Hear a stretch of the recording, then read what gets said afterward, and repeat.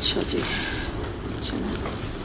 اللہم صلی علی محمد وعلی آل محمد. اعوذ باللہ من الشیطان الرجیم، بسم اللہ الرحمن الرحیم. اچھا، آج انشاءاللہ تعالی ہم حدیث نمبر 35 انشاءاللہ شروع کر رہے ہیں. سیدنا ابو ہریرہ رضی اللہ عنہ سے روایت ہے کہ نبی اکرم صلی اللہ علیہ وسلم نے فرمایا، ایک دوسرے پر حسد نہ کرو. کوئی چیز خریدنے کا ارادہ نہ ہو اور کوئی دوسرا شخص خرید رہا ہو تو خام خواہ بولی میں حصہ لے کر قیمت نہ بڑھاؤ کہ وہ چیز اسے مہنگی ملے. آپس میں بوس نہ رکھو، ایک دوسرے سے منہ نہ موڑو، کسی کی بے پر کوئی شخص بے نہ کرے. اللہ تعالیٰ کے بندو، بھائی بھائی بن کر رہو. مسلمان مسلمان کا بھائی ہے، وہ اس مسلمان بھائی پر نہ تو ظلم کرتا ہے، نہ اس کی مدد کرتا ہے، نہ اسے حقیر سمجھتا ہے. آپ صلی اللہ علیہ وسلم نے اپنے سینے کی طرف اشارہ کر کے 3 مرتبہ فرمایا، تقویٰ ہاں ہونا، تقویٰ ہاں ہونا. تقویٰ یہاں ہے. انسان کے لیے اتنا گناہ ہی کافی ہے کہ وہ اپنے مسلمان بھائی کو حقیر سمجھے. ہر مسلمان پر دوسرے مسلمان کا خون، مال اور عزت حرام ہے. رواہ مسلم، مسلم نے اس حدیث کو روایت کیا. تو اب یہاں پر ہم ایک ایک کر کے نا، کافی سارے یہاں پر ہیں، آپ صلی اللہ علیہ وسلم کی نصیحتیں ہیں اور آپ کے طرف سے ہمیں اس میں بہت ساری چیزوں کے احکامات بھی ہمیں مل رہے ہیں. تو ایک ایک کر کے ہم دیکھتے ہیں. یہاں کچھ ٹرمز آ رہی ہیں نا. سب سے پہلے اگر آپ اس کے ٹیکسٹ دیکھیں عربک کا، تو پہلی بات یہاں پر آ رہی ہے لا تحاسدوا، تم آپس میں ایک دوسرے سے حسد نہ کرو. تو اسی طرح ایک ایک کر کے یہ ٹرم دیکھیں گے. سب سے پہلے تو حسد کی ہم آلدو پہلے بھی اس پر بات کر چکے ہیں، تو ان شارٹ ہم اس کو دیکھ لیتے ہیں کہ حسد جو ہے وہ اس کے مختلف ٹائپس ہیں. ہم نے پہلے بھی بات کی تھی کہ پہلے اس کا قسم یہ ہے کہ انسان کسی کی بھی نعمت دیکھ کر اس کے زوال کی یا اس کے تباہ اور برباد ہونے کی دل میں تمنا رکھے. دوسری حسد کی ٹائپ یہ ہوتی ہے کہ انسان کہتا ہے کہ مجھے اس کی نعمت جو ہے اس انسان سے چھن جائے اور مجھے یہ نعمت مل جائے. ایک اور قسم حسد کی ہے، اور جو کہ بہت ہی برا قسم ہے حسد کی، وہ یہ ہے کہ انسان جو ہے وہ حسد میں اتنا آگے بڑھ جاتا ہے کہ دوسرے کے لیے بد دعائیں کرنے لگ جاتا ہے کہ فلاں شخص کو کبھی کوئی خوشی نصیب نہ ہو، فلاں کا مال تباہ و برباد ہو جائے، فلاں کا بزنس جو ہے وہ ختم ہو جائے، فلاں کے جو بیٹی کا رشتہ کہیں ٹوٹ جائے. اس حد تک حسد کا شکار ہو جاتا ہے. تو آپ سمجھ سکتے ہیں کہ یہ بہت ہی برا حسد ہے جو اس کی تیسری قسم ہے. اور جو ہم قرآن سے ہمیں پتہ چلتا ہے تو ابلیس نے بھی آدم علیہ السلام سے حسد کیا تھا. انجام کیا ہوا کہ وہ نکل دنیا میں جو ہے وہ اس کو بھیج دیا گیا اللہ تعالیٰ کی طرف سے سزا کے طور پر. پھر اس کے بعد آپ یہ سمجھیں کہ جو یوسف علیہ السلام کے جو بھائی تھے اخوان یوسف، انہوں نے بھی یوسف علیہ السلام سے حسد کیا تھا، کیونکہ ان کے دل میں یہ بات آ گئی تھی کہ وہ اپنے ہمارے باپ کے سب سے زیادہ چہیتے ہیں. تو ایسی ہمیں مثالیں قرآن میں ملیں گی. اور دوسری بات، اگر ویسے ہم اس جو یہ ایک منفی ایموشن ہے اس کے بارے میں اگر ہم جانیں، ایک بیماری ہے دل کی، تو بہت ہی نیگیٹو بیماری ہے. اور دوسری بات یہ کہ اس میں جب انسان کسی سے حسد کرتا ہے تو دراصل وہ اللہ کی جو قدرت ہے اور اللہ کا جو فضل کرم ہے کسی کے اوپر، یا اللہ کی کوئی نعمتوں کا فضل ہے کسی پر، تو اس کو ایکچولی کویسچن کرتا ہے، اس سے سوال کرتا ہے کہ اللہ تعالیٰ آپ نے اس کو کیوں دیا، یعنی مراد کیا ہے، آپ نے مجھ سے نہیں پوچھا، نعوذ باللہ. یہ انداز ہے.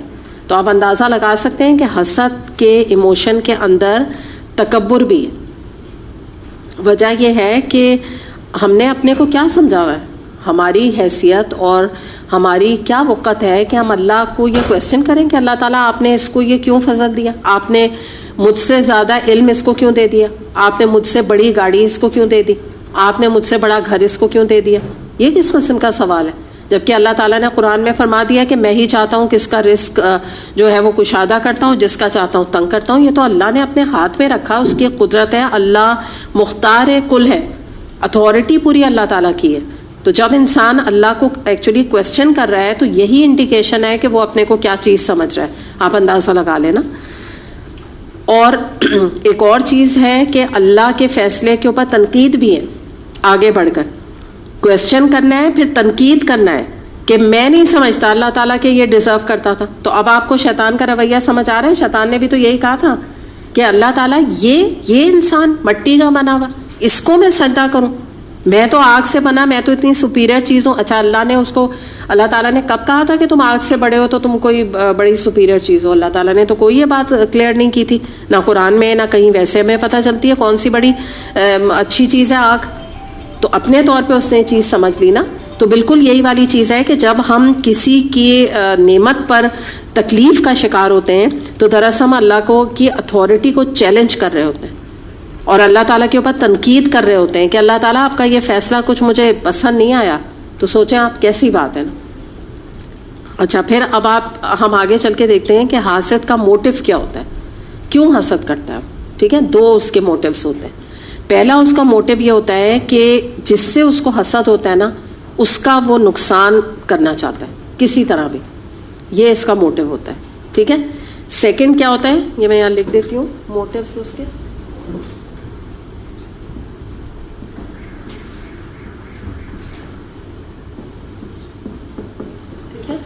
دوسرا جو ہے نا وہ یہ ہوتا ہے کہ اس کو ڈیگریڈ کرنا دوسروں کی نظروں میں. کوئی جہاں کہیں اس کی عزت ہو رہی ہے, کہیں اس کا کوئی نام بنا ہوا ہے, یا کہیں پہ اس کو معاشرے میں کوئی اس کو نیک سمجھ رہا ہے تو اس کی نیک نامی کے اوپر اس کو کوئی بدنام کرتا ہے یا اس کی برائیاں کرنے لگ جاتا ہے, اس کی غیبتیں کرتا ہے, چغلیاں لگاتا ہے اس کی, اور اس لوگوں کو کے سامنے اس کو بدنام کرتا ہے جان پوچھ کے.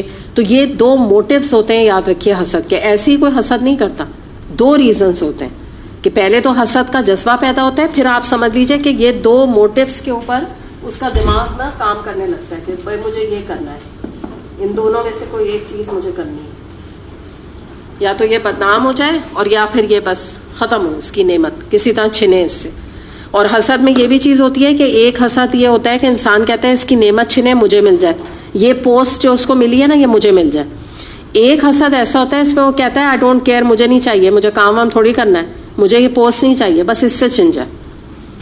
جیسے کوئی ایک ادارہ ہے, وہاں پہ ایک پوسٹ پہ کوئی کام, یہ بہت ہوتا ہے آپ کو تو پتہ ہے, کولیگز اور یہ آفیسز وغیرہ میں یہ چیزیں بہت چلتی ہیں. سبلنگ رائولری بھی ہوتی ہے, بھائی بہنوں میں بھی ہوتی ہے, لیکن جو آفیسز وغیرہ میں ہوتی ہے تو بعض دفعہ کیا ہوتا ہے کہ کسی ایک کام کرنے والے کا, جیسے ایک سمجھے کمپنی ہے, اس کا سی او ہے, تو ایک مینیجر وہاں پہ کام کر رہا ہے بڑے اچھے طریقے سے, اس کے سب بڑی اس کی عزت کر رہے ہیں, سب کر رہے ہیں. تو اب جو وہ دوسرے کام کرنے والے ہیں اس سے جیلس ہو رہے ہیں. تو اب ان میں وہ ایک تو انسان کہے گا نا بھائی یہ اس کی پوسٹ چھنے اور مجھے مل جائے, ایک کہتے ہیں کہ نہیں کام مجھے نہیں کرنا, اس کی جیسی محنت میں کر ہی نہیں سکتا, بس اس سے چھن جائے, اس کی عزت نہ ہو لوگوں کی نظر میں. تو یہ بڑے نا مختلف مینٹیلٹیز ہوتی ہیں, مختلف قسم کے حسد ہوتے ہیں. لیکن ایونچولی یہ جو میں نے آپ کو بتایا نا کہ حسد اٹ سیلف اکیلا نہیں ہوتا, اس کے ساتھ یہ اپنے ساتھ ڈھیر برائیاں لے کر آتا ہے, غیبت لے کر آتا ہے, جھوٹ بہتان لگاتا ہے, چغلیاں لگاتا ہے اس کی, اور اس طرح کی نا بہت ساری بیماریاں حسد کی وجہ سے اندر انسان کے اندر پیدا ہو جاتی ہیں. اسی لیے اس کے بارے میں نبی کریم صلی اللہ علیہ وسلم نے فرمایا کہ حسد سے بچو, کیونکہ حسد نیکیوں کو اس طرح کھا جاتا ہے جس طرح کے آگ خشک لکڑیوں کو کھا جاتی ہے. ابو داؤد نے اسے روایت کیا. تو ظاہر ہے ایک ہی اگر جذبہ ہو تو ایسے تھوڑی ساری نیکیاں ختم ہو جائیں گی. اسی لیے نیکیاں ختم ہو جاتی ہیں کہ ایک کے بعد جیسے آگ لگ جا کے انسان کی ساری لکڑیاں جل جائیں یا کوئی چیز تباہ و برباد ہو جائے, ایسے کہ انسان کا پورا کیریکٹر جو ہے نا وہ حسد کی نظر ہو جاتا ہے. نبی کریم صلی اللہ علیہ وسلم نے فرمایا کہ تمہارے اندر پچھلی امتوں والی بیماری حسد اور بغض سرایت کر گئی ہے. آپس میں بغض رکھنا مونڈنے والی بیماری ہے, بالوں کو مونڈنے والی نہیں بلکہ دین کو مونڈنے والی, یعنی ختم کر دینے والی. وہی والی بات ہے کہ دین کو ختم کر دیتی ہے. پھر اس کے بعد بخاری میں ایک اور حدیث آتی ہے جس میں یہ ہمیں پتہ چلتا ہے کہ ایک تو حسد ہوتا ہے اور ایک رشک ہوتا ہے. ہم حالانکہ پہلے بھی اس پہ بات کر چکے ہیں لیکن تھوڑا سا ایک دفعہ اور ریمائنڈر کے طور پہ دیکھ لیتے ہیں. یہ رشک جو ہے نا یہ جائز ہے, اور اس کے بارے میں ہمیں حدیث ملتی ہے کہ نبی کریم صلی اللہ علیہ وسلم نے فرمایا کہ ایک شخص جس کو اللہ نے مال دیا اور وہ اللہ کی راہ میں دن رات اسے خرچ کرتا ہے, اور ایک شخص جسے اللہ نے علم دیا اور اسے وہ دن رات لوگوں تک پہنچاتا ہے اور سناتا ہے, تو ایسا شخص قابل رشک ہے. اسے بخاری نے روایت کیا. تو اس میں کوئی مذائقہ نہیں کہ انسان کہتا ہے اللہ مجھے بھی اتنا مال دے کہ میں اسے اللہ کی راہ میں لگاؤں, اللہ مجھے بھی اتنا علم دے کہ میں اسے لوگوں تک پہنچاؤں. تو یہ دعا کرنا, یہ خواہش رکھنا, یہ پازیٹیو ہے, یہ رشک ہے, اس میں کوئی پرابلم نہیں ہے اور نہ گناہ ہے. اچھا اب اس میں ہم یہ دیکھتے ہیں کہ ایک اور جو بات حدیث ہمیں ملتی ہے ابن ماجہ میں، اس میں یہ ہمیں پتہ لگتا ہے کہ نبی کریم صلی اللہ علیہ وسلم نے ایک حدیث کے مطابق بتایا کہ بہترین شخص وہ ہے جس کا دل خوب صاف ہو اور اس میں بالکل گناہ نہیں ہو، نہ سرکشی کا مادہ ہو، نہ خیانت ہو اور نہ حسد ہو. تو یہ کوالٹیز آپ نے بتائیں کہ یہ شخص جو ہے مطلب جس کو کہتے ہیں نا کہ اس کے اندر بہت ہی کوالٹی والا شخص ہے، جس کے اندر حسد نہ ہو اس آدمی کے اندر. اچھا، اب جو دوسری ٹرم یا حدیث میں آ رہی ہے وہ یہ آ رہی ہے ولا تناجشو. اس میں عربک ٹیکسٹ میں دیکھیے گا. ہاں، تو یہ جو ہے نا تناجشو جو ہے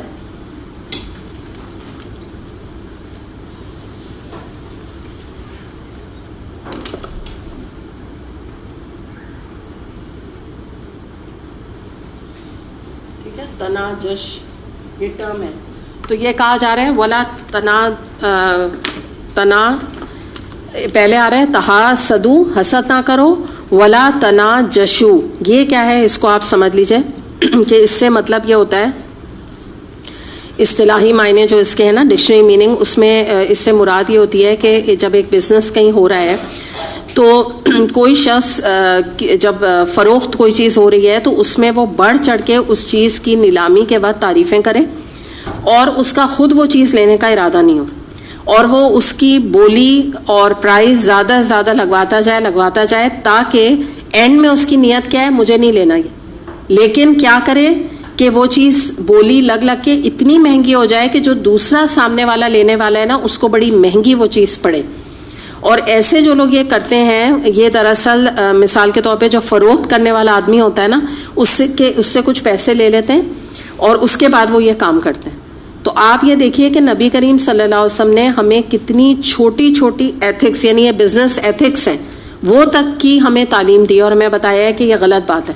یعنی جب تمہیں اگر وہ چیز نہیں لینی تو تم اس کی بولی کیوں بڑھا رہے ہو؟ صرف اس لیے کہ دوسرے کو کیا ہو، نقصان ہو. تو اگر آپ نوٹ کیجئے، یہ بھی حسد کی ایک قسم ہو گئی نا، ملی جلی بات ہے یہ، وہی تقریباً بات ہو گئی کہ حسد میں بس ویسے ہی اس کا نقصان ہو جائے، مجھے ملے نہ ملے مجھے کون سی لینی ہے. تو اس کو کیا کہا جاتا ہے؟ تناجش، یا آپ جو عربک کی ٹرم ہے تناجشو یا تناجش. تو یہ اس کا ذکر کیا گیا. اس کے بعد اگلی بات آ رہی ہے ولا تباغضو. تباغضو نکلا ہے بغض سے، اور یہ پہلے بھی ہم نے بات کی تھی کہ بغض ایک ایسی برائی ہے جس میں انسان کسی سے عداوت اور دشمنی کی بنا پہ دل میں اس سے نا کینہ رکھتا ہے، دل میں اس کے لیے برائی رکھتا ہے for no reason. Some time reason ہوتا ہے، دشمنی ہوتی ہے، اور سم ٹائم کوئی ریزن نہیں ہوتا، بس چڑ. آپ نے ورڈ سنا ہے، مجھے اس سے چڑ ہے.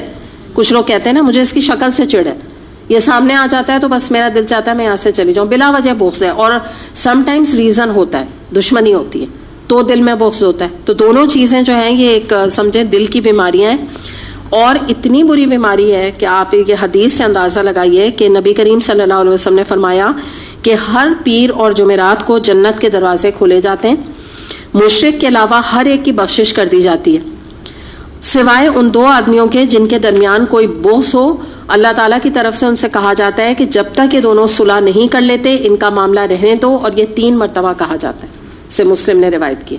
تو اتنی یہ آپ سمجھ لیجئے کہ بری چیز ہے کہ کسی سے دشمنی کر کے اور دل میں اس کے ساتھ نفرت پالنا اور اس کو انٹرٹین کرنا نفرت کو، اور کہیں ملے تو اس کے ساتھ جو ہے وہ منہ بنانا اور اس کی طرف دیکھنا نہیں، اس سے بات چیت نہ کرنا. تو یہ تمام چیزیں بغض کے اندر آ جاتی ہیں. پھر اگلی جو ٹرم آ رہی ہے وہ آ رہی ہے ولا تدابرو. ٹیکسٹ میں دیکھیے گا آپ لوگ، تدابرو.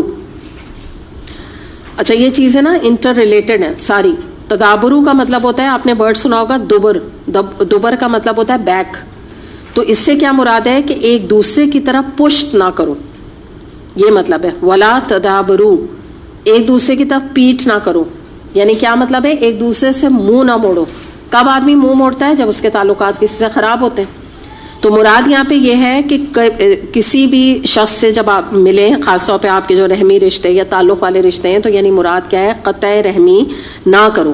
جب تمہارے رشتے داروں سے ملاقات ہو یا مسلمان سے تو منہ نہ موڑو، اس سے بے اتنائی نہ برتو اس کے ساتھ. بخاری میں حدیث آتی ہے کسی مسلمان کے لیے روا نہیں ہے، یہ جائز نہیں ہے کہ وہ اپنے بھائی سے 3 دن سے زیادہ قطع کلامی کرے. قطع رحمی الگ بات ہے، قطع کلامی بولے نہیں اس سے. جب وہ دونوں ملیں تو وہ ایک دوسرے سے منہ پھیر لیں، اور ان میں سے بہتر وہ ہے جو سلام میں پہل کرے. اسے بخاری نے روایت کیا. یعنی اگر 3 دن تک تو ٹھیک ہے، کوئی بہت بڑا ٹینشن ہو گئی، کوئی مسئلہ ہو گیا، 3 دن چلو تمہیں اپنے زخم کو ہیل کرنے میں یا اپنے غصے کو ختم کرنے میں لگے. اب 3 دن کے بعد جو سلام میں پہل کرے گا، چاہے فون کر کے چاہے کہیں ملاقات کر کے، آپ سمجھیں کہ وہی بہتر ہے اللہ کے نزدیک، یعنی وہ کامیاب ہو گیا. اس کے علاوہ بہت ہی اس کے بارے میں سخت احادیث ہیں. یہ بھی ابو داؤد کی حدیث ہے.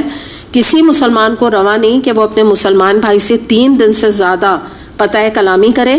جس نے 3 دن سے زیادہ اپنے بھائی سے قطع کلامی کی اور وہ اسی حال میں مر گیا تو وہ جہنم میں جائے گا. اچھا آپ کہیں گے بس 3 دن اس سے بات نہیں کی وہ جہنم میں چلا گیا، مراد کیا ہے؟ آپ نے یہ حدیث میں نے آپ کو کتنی دفعہ بخاری کی بتائی ہے کہ قطع رحمی کرنے والا جنت میں نہیں جائے گا. تو یہ قطع رحمی ہو گئی ہے نا، اس لیے اتنی سخت سزا ہے.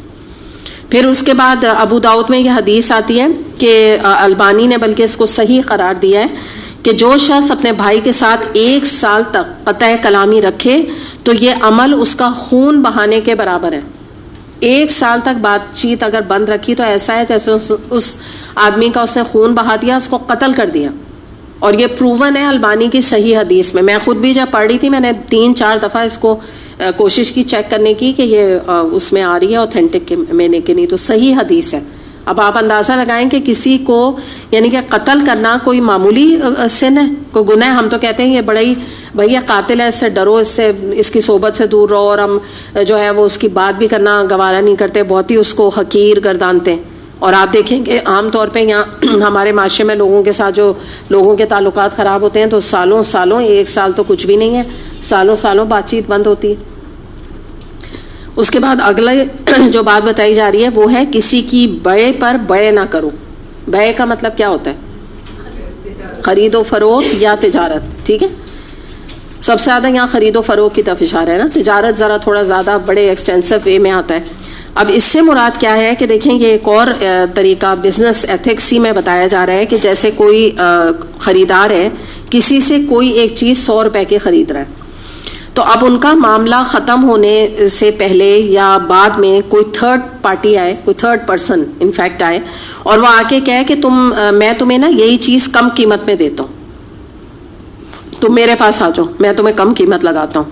یا یہ کہ فروخت جو کر رہا ہے اس کے پاس جا کے کہے کہ تم یہ 100 روپے میں بیچ رہے ہو، تم اس کو نہیں دو، میں تمہیں نا زیادہ قیمت دے کے نا مجھے دے دو، میں تمہیں 200 روپے زیادہ دیتا ہوں.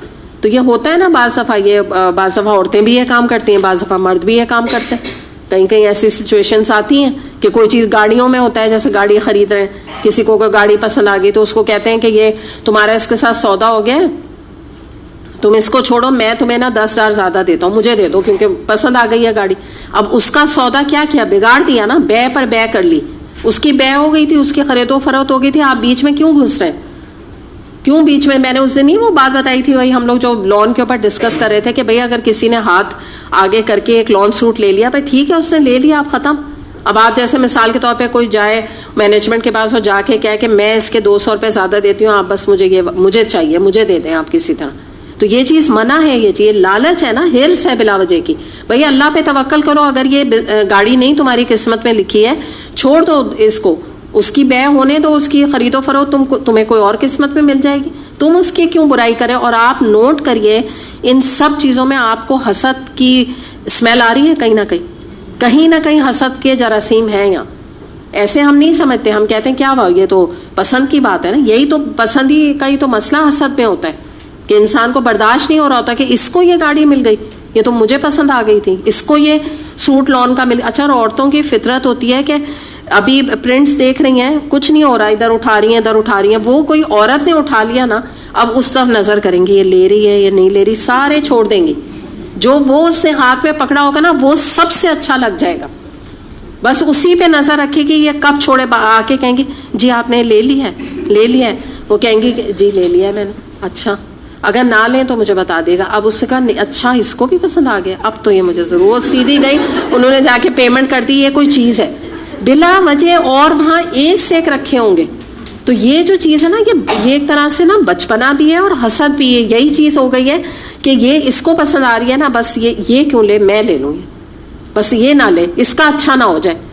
بھائی یہ بھی سوچ لیں کہ یہ اس پہ کتنا پیارا لگے گا, ایسے سوچ رہے کتنی اچھی ہے, یہ لے رہی ہے, اس کے اوپر کتنا اچھا, میں کوئی اور لے لیتی ہوں. مطلب دل ایک بڑا کرنے والی بات ہے نا, چھوٹی چھوٹی باتیں ہیں لیکن آپ دیکھیں نا دل بڑا کریں. وہ بھی آپ کی جو ہے ایک مسلمان بہن ہی ہے نا, کوئی دشمن تو نہیں, کوئی کافر تو نہیں, کوئی یہ تو نہیں آپ برا اس کا چاہ رہے ہیں بلا وجہ. بھائی ٹھیک ہے لے لیا اس نے, ختم بات. دل آدمی جیسا اپنے گھروں میں اپنی بچی ہوتی ہے, اپنی بہو ہوتی ہے, کوئی چیز پسند آئی انسان کہتا ہے اس کو آگے چلو ٹھیک ہے کوئی بات نہیں.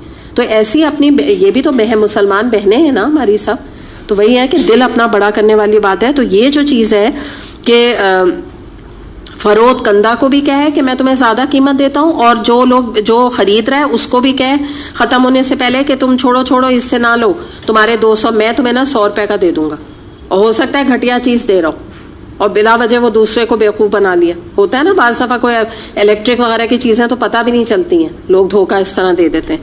تو اس چیز سے بھی جو ہے نا کسی بے نہ کرو. اور اس کی ایک حدیث تو میں آپ کے سامنے رکھتی ہوں جو یہ سن کے تو میں خود بھی اتنا یعنی کہ میرے لیے بھی بہت بڑی یہ چیز تھی کہ نالج. آپ دیکھیں کہ انسان کو جو چیزوں کی جب آتی ہے تو انسان, میرے لیے تو مطلب بہت ہی حیران کن بات تھی ہے کہ یہ مسلم کی حدیث ہے. اس میں آتا ہے کہ جب تم میں سے کوئی اپنے مسلمان بھائی کی پر بے نہ کرے, نہ اپنے مسلمان بھائی کی شادی کے پیغام پر شادی کا پیغام بھیجے مگر یہ کہ دوسرا شخص اسے اجازت دے دے. اب یہ آپ ذرا کیریکٹر دیکھیے. ہمارے ہاں جو میں ابھی آپ کو بتا رہی ہوں نا کہ یہ کمپٹیشن یہ تو چیزوں پہ ہے, رشتوں میں بھی ہوتا ہے.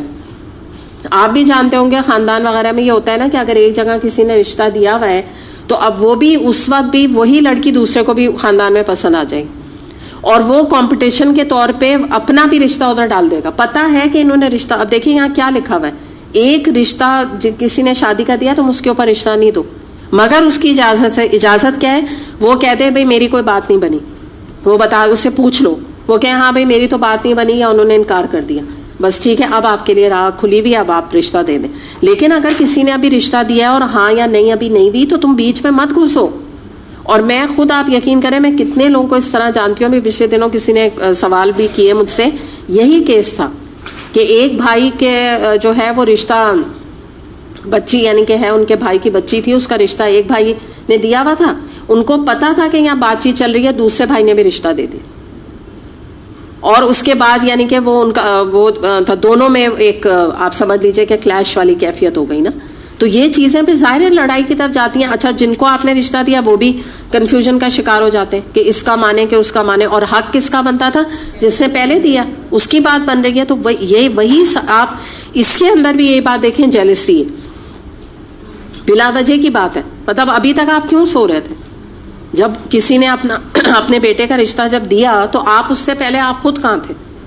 یہ صرف آپ کمپٹیشن کر رہے ہیں نا. پھر آپ کو بھی وہی لڑکی کیوں اچانک سے پسند آ رہی ہے؟ تھوڑا سا انسان سوچے نا اس بات پہ. تو یہ جو فطرت ہے نا, یہ کوئی ایک مسلمان کی فطرت نہیں ہے کہ بلا وجہ کا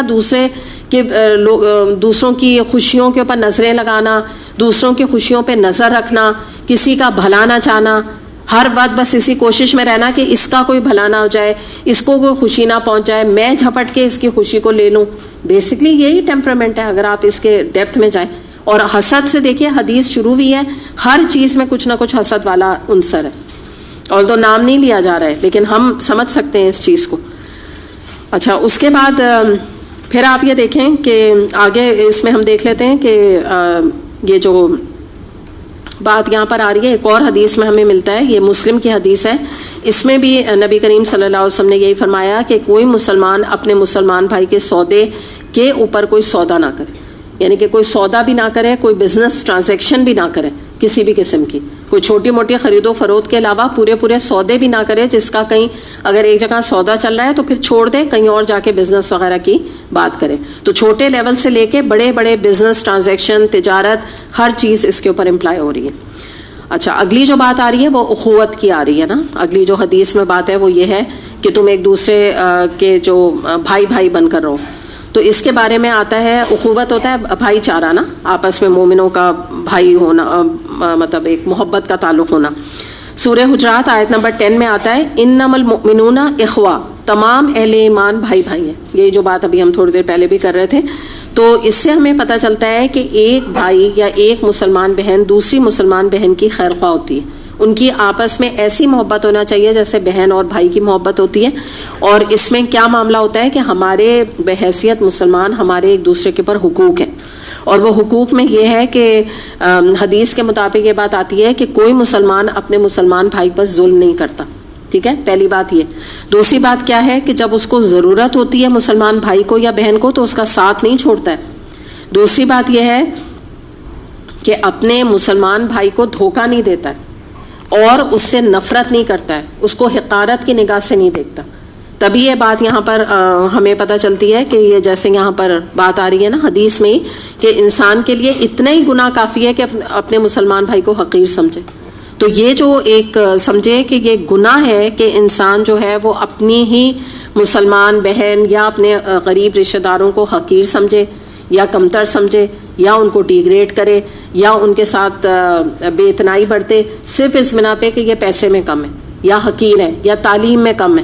جیسے بعض لوگوں کی علم میں کمی ہوتی ہے, پیسوں میں کمی ہوتی ہے, یہی چیزیں ہوتی ہیں نا جس سے ان کو حقیر سمجھا جاتا ہے, یا معاشرے میں کوئی کم ان کا نام ہوتا ہے تو ان کو حقیر سمجھنا اس بات کی نشانی ہے انسان کی برا ہونے کی, گنہگار ہونے کی, کہ خود اس کا کوئی کیریکٹر نہیں ہے جو وہ اپنے مسلمان بھائی کو حقیر سمجھ رہا ہے. دوسری بات جو یہ بات ہے, لاسٹ بات یہاں پہ آپ صلی اللہ علیہ وسلم نے جو فرمائی, ابھی تقویٰ بھی ہے لیکن اس سے پہلے جو یہ بات ہے کہ ایک مسلمان کی جان مال اور عزت اور آبرو دوسرے مسلمان پر حرام ہے. ٹھیک ہے, اس کو اب ہم دیکھتے ہیں. سب سے پہلے تو جان دوسرے کی مسلمان پر حرام ہے, یعنی کیا مراد ہے کہ بھائی ایک مسلمان دوسرے مسلمان کو قتل نہیں کر سکتا, حرام ہے یہ فعل. ٹھیک ہے نا, اس کی جان کی حفاظت ہونی چاہیے. پھر کیا آ رہا ہے کہ مال جو ہے وہ اس کا دوسرے کے اوپر حرام ہے.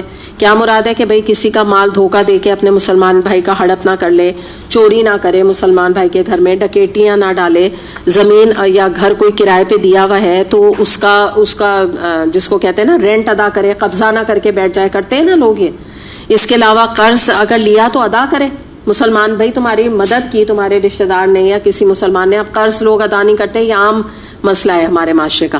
پھر اس کے بعد رشوت نہ لے, اس کو تکلیف نہ دے, بھائی اس کا کام کر دے, وہ آپ کا مسلمان بھائی ہے, تکلیف میں ہے, آپ گورنمنٹ آپ کی جاب ہے, تو یہ گورنمنٹ نے یہ تو نہیں کہا آپ رشوتیں لیں اور کوئی پیسے بنائیں تب اس کا کام کریں. تو یہ ساری چیزیں آ گئیں کہ مال میں اس کو نقصان نہ پہنچائے. اب دیکھیے جو لاسٹ بات ہے نا یہ غور کرنے کی, اور وہ یہ ہے کہ وہ جو تیسری بات یہاں پر آ رہی ہے وہ یہ آ رہی ہے کہ اس کی عزت جو ہے وہ حرام ہے, یعنی کہ دوسرے مسلمان کی. کیا مطلب ہے کہ ہم نے کبھی یہ سوچا ہے کہ ہمارے جو غریب رشتہ دار ہیں یا ہماری میڈز ہیں یا ہمارے کوئی عام طور پہ جو معاشرے میں غریب طبقہ ہے تو ان کی بھی کوئی عزت ہے؟ ٹھیک ہے نا, ہمارے ذہن میں یہ بات نہیں آتی. ہم تو کہتے ہیں عزت کس کی ہے, اونچے لوگوں کی, ایلیٹ کلاس میں ہمارے امیر رشتہ داروں کی عزت ہے ایکچولی. تو ان کی کیا عزت ہوتی ہے, عام طور پہ یہ سمجھا جاتا ہے نا. تو یہاں ہمیں پتہ چل رہا ہے کہ یہ بتایا گیا کہ اگر تم ان کی بے عزتی کرتے ہو, ان کی یعنی ان کی تحقیر کرتے ہو, ان کو ڈیگریڈ کرتے ہو, یا ان سے بے اتنائی برتتے ہو, یا ان کو غریب وہ آئے رشتہ دار آئے تو ان کو ایسے ہی کہیں بٹھا دیا, زمینوں پہ بٹھا دیا, یا کھانے پینے کو نہیں دیا, کہا ان کو جلدی نکالو, اس قسم کا ایٹیٹیوڈ اگر تمہارا ہے تو یہ تو حرام کام تم کر رہے ہو. اچھا, اب آپ ذرا رک کے سوچئے کہ ہم بڑے بڑے جو کبیرہ جو ہے گناہ ہے نا ان کے بارے میں ہم یہ بات کرتے ہیں. ہم یہ کہتے ہیں جب ہم قرآن پڑھتے ہیں, ہم کہتے ہیں ہمیں بڑی نالج ہے, بھائی ہمیں پتہ ہے سود جو ہے وہ حرام ہے. ہم کہتے ہیں شراب وہ شرابی وہ تو حرام کام کرتے ہیں, ایسے کہتے ہیں نا. پھر ہم کہتے ہیں زنا وہ تو حرام ہے, ایڈلٹری, تو یہ ان کے تو یہ دیکھو ان کے گھر کا کس طرح کا ماحول ہے, کس ٹائپ کا ان کا رہنا سہنا ہے, اس طرح کے کاموں میں, حرام کاموں میں یہ انوالوڈ ہے. یہ ہم نے کبھی سوچا کہ یہاں اللہ تعالیٰ فرما رہے ہیں کہ دوسرے مسلمان کی جو عزت ہے اگر تم اس کی بے عزتی کرتے ہو تو تم بھی ایک حرام کام کر رہے ہو. شراب جس طرح سے حرام ہے ایسی کسی کی بے عزتی کرنا بھی حرام کام ہے. اور آپ یہاں پر میں آپ کو وہ بھی مینشن کر دوں, غصہ جو ہر ایک کی تقریباً فطرت کے اندر شامل ہے, غصہ بھی حرام ہے. اللہ تعالیٰ نے اس کو حرام نبی کریم صلی اللہ علیہ وسلم نے قرار دیا, لیکن ہم اس کو اس لیول کا نہیں سمجھتے. ہم کہتے کیا ہو گیا, غصہ ہی تو کیا ہے, تو ایسے وہ بھی کہہ سکتا ہے کہ میں نے شراب ہی تو پی ہے. تو اس طرح سے یہ کچھ ہماری چیزیں ایسی ہیں کہ ان حدیثوں پر ہمارا اس طرح زور نہیں ہوتا کہ یہاں جو لکھا ہوا ہے کہ جو اس کی جو عزت ہے وہ بھی تمہارے اوپر حرام ہے کہ تم اس کی عزت کا جنازہ نکالو, یا کسی کی لڑکی کو تم بدنام کرو, یہ بھی اس کے اندر آ جاتا ہے. کہ اس کی جو بے عزتی حرام ہے. یعنی کیا مطلب ہے؟ کسی کی لڑکی کو بدنام کرنا.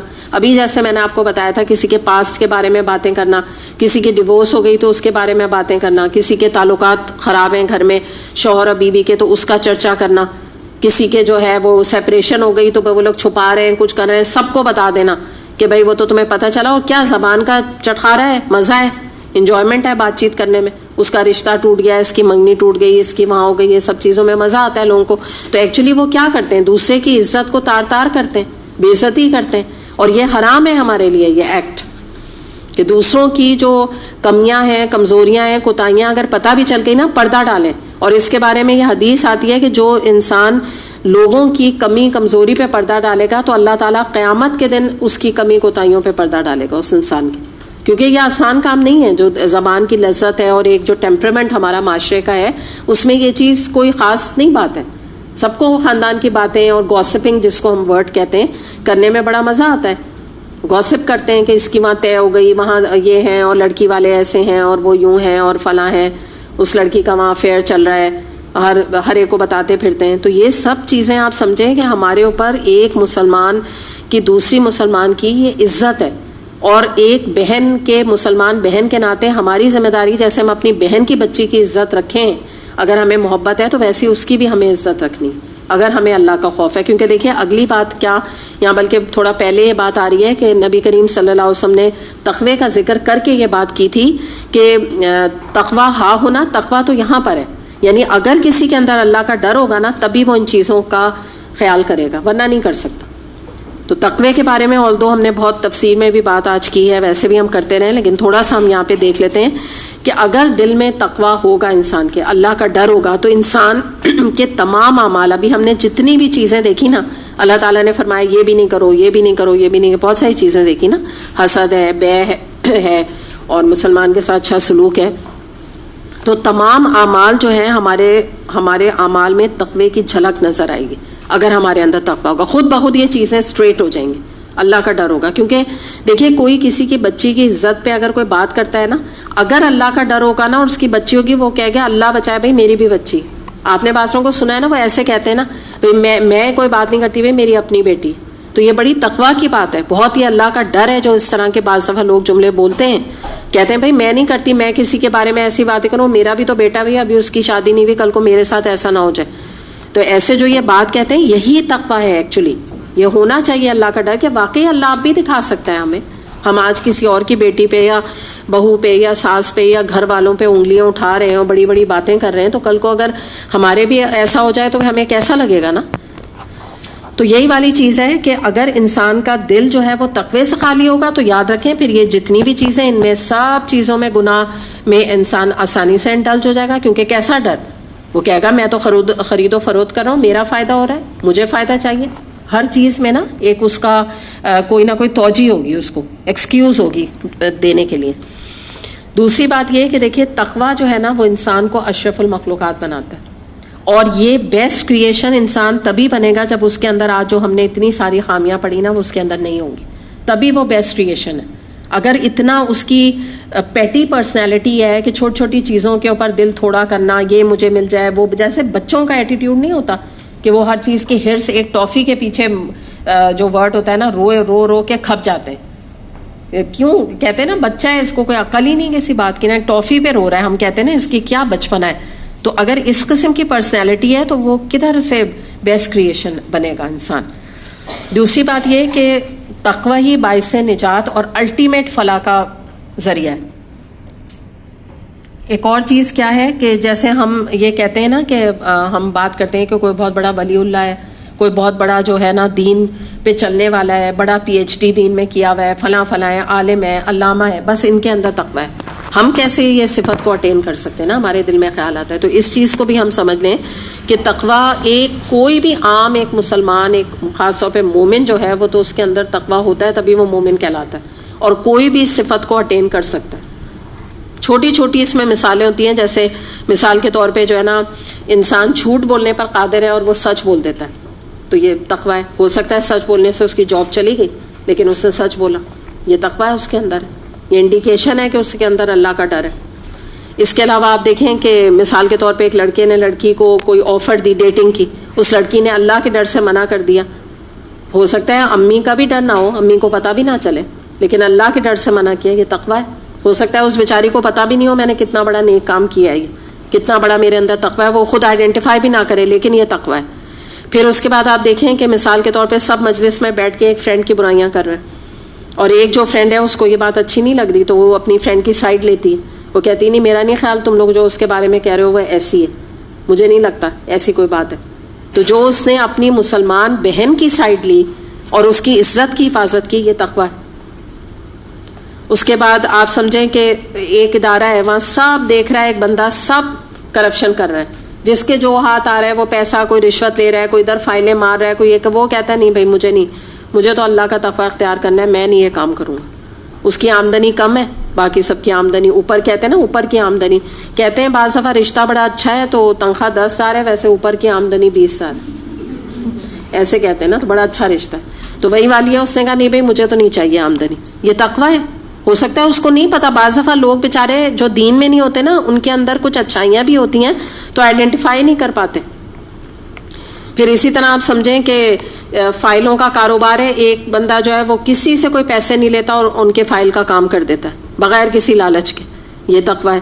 پھر اس طرح آپ دیکھیں کہ مثال کے طور پہ سائڈس لینے کی بات ہوتی ہے, تو کسی نے اپنی جو ہے وہ بہن کی جو ہے وہ سائڈ نہیں لی, ٹھیک ہے, اور اپنی جو ہے بہن کی لینے کے بجائے اس نے اپنی بھابھی کی سائڈ لی.